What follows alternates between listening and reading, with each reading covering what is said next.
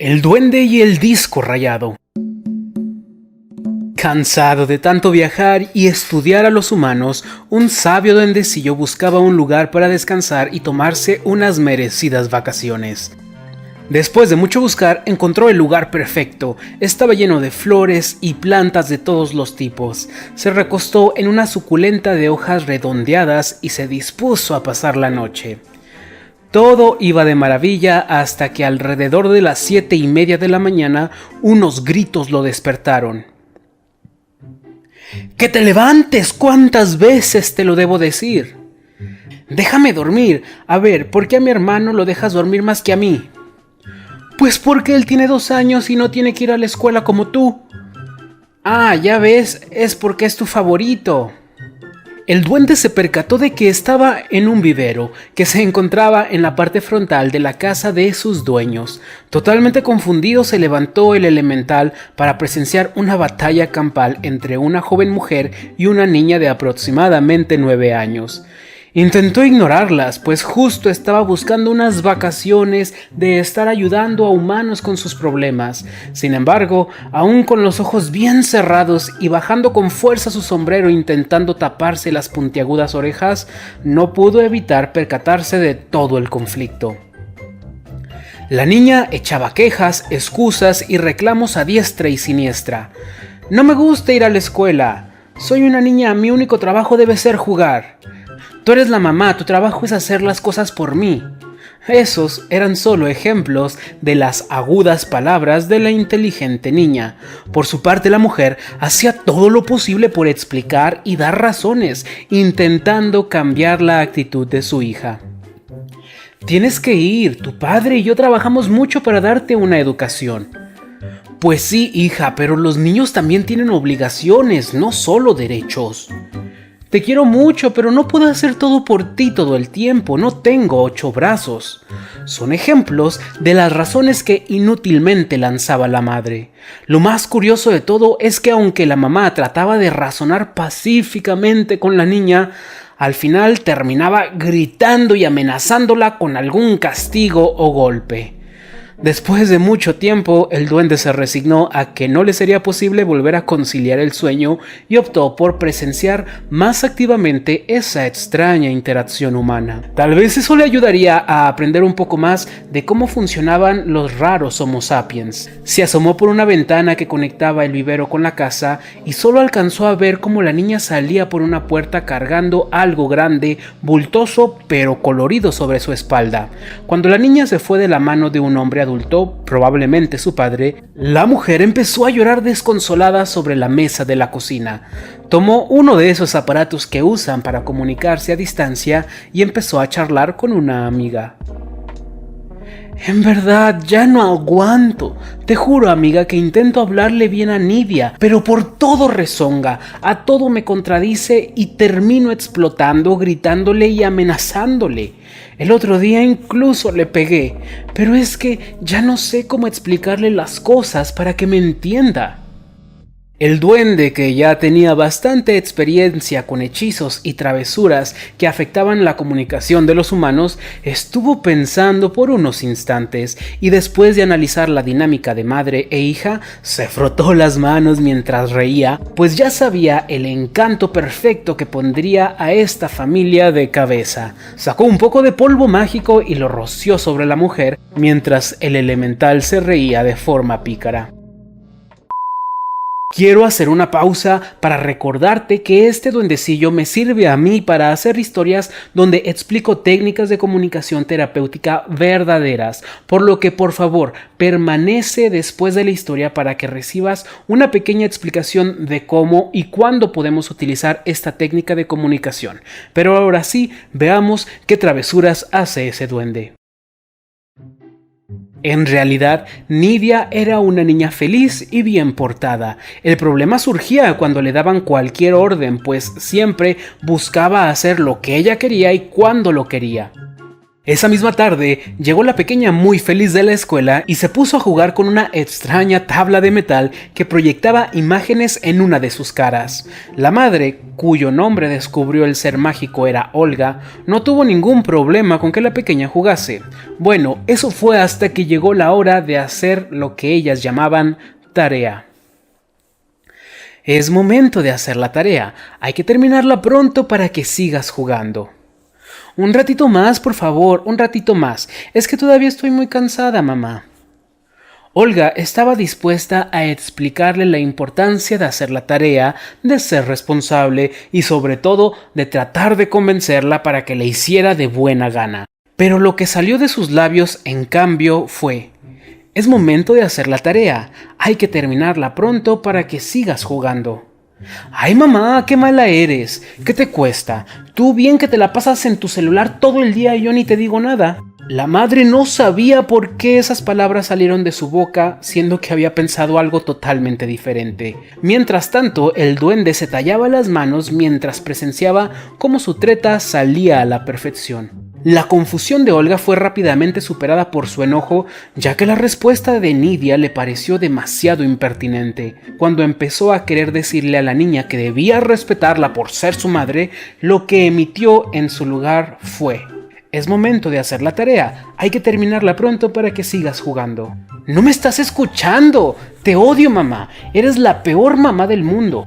Esas palabras golpearon con fuerza el corazón de Olga, pero cuando intentó explicar cualquier cosa para que su hija dejara de sentir eso, la maldición volvió a hacer efecto. Es momento de hacer la tarea, hay que terminarla pronto para que sigas jugando. ¡Oh, mamá, me chocas! Dijo esto Nadia molesta mientras se levantaba y empezaba a hacer sus deberes de mala manera. Olga se sentía terrible, no solo por lo que le pasaba, sino que su hija estaba de malas y peor aún, sentía que no la había escuchado. El miedo de traumar a su hija de por vida invadió a la pobre mujer, aunque después de un rato se puso a pensar: me siento mal por haber tratado así a mi hija. Pero la verdad es que esta discusión duró mucho menos de lo normal. También, aunque de mala manera, ahora mismo está haciendo su tarea y, de todas formas, aunque trato de hablar bien con ella, aún así la hace de mala gana. Y la verdad es que es la primera vez que no tengo que gritarle, darle amenazas o golpes para que haga lo que le pido.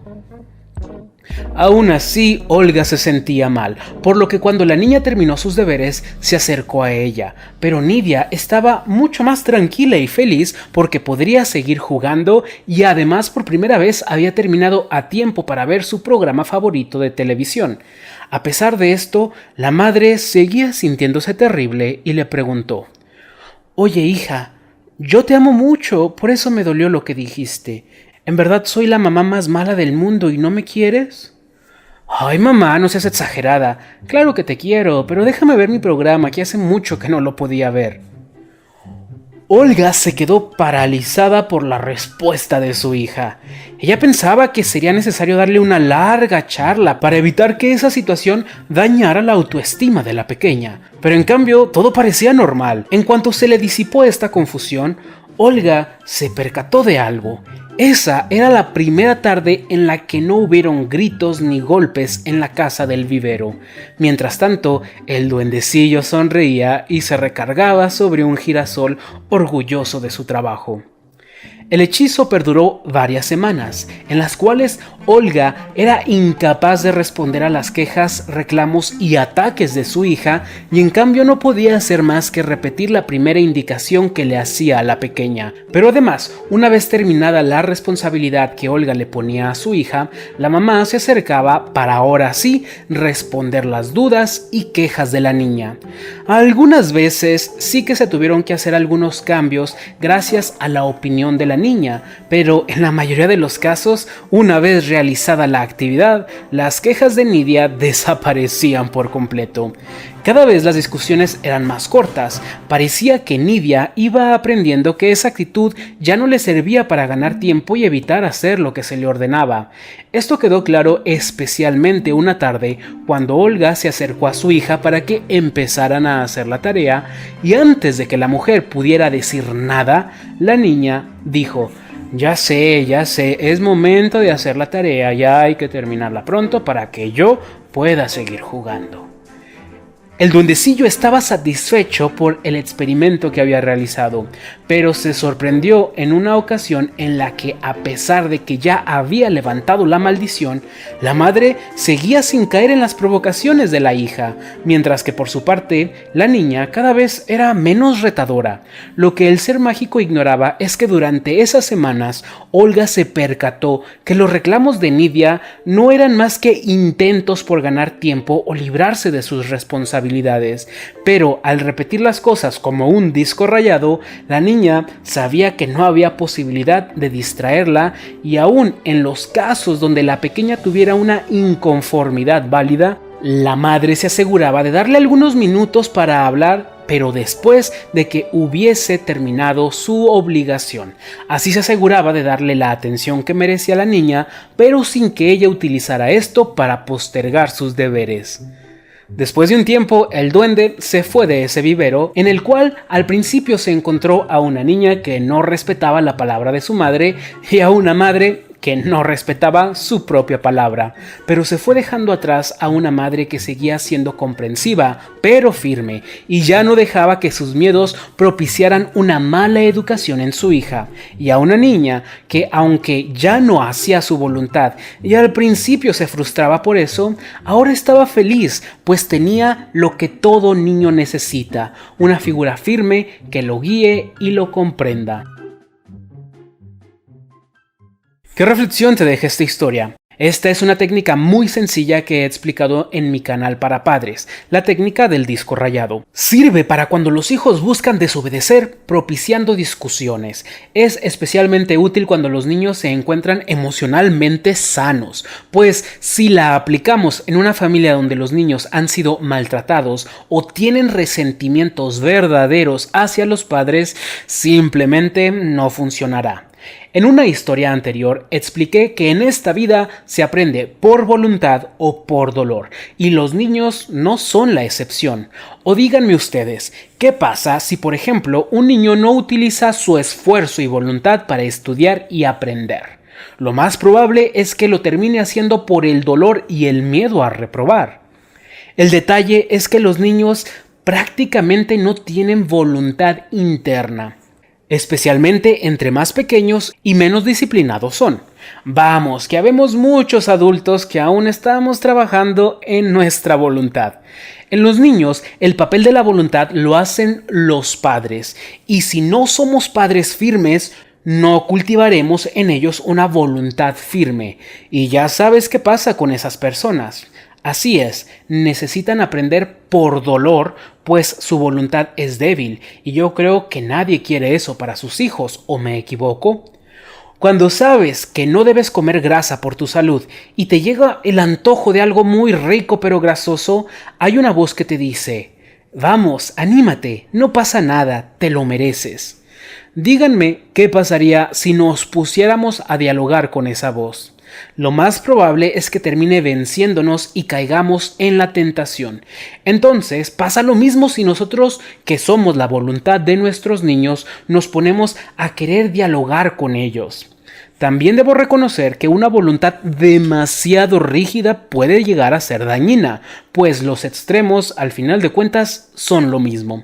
Por eso, en el relato agregué algo muy importante, que es dialogar con los hijos después. Si en verdad hay algo que les molesta, nos lo podrán platicar cuando acaben de hacer lo que les ordenamos. Pero si solo quieren discutir para ganar tiempo y controlar la situación, cuando se les baje el coraje, no le darán mayor importancia. Por favor, aproveche este espacio y este canal que están hechos especialmente para ti y sigue escuchando más de estas bellas historias, pues recuerda que nunca debemos dejar de alimentar el alma y el corazón.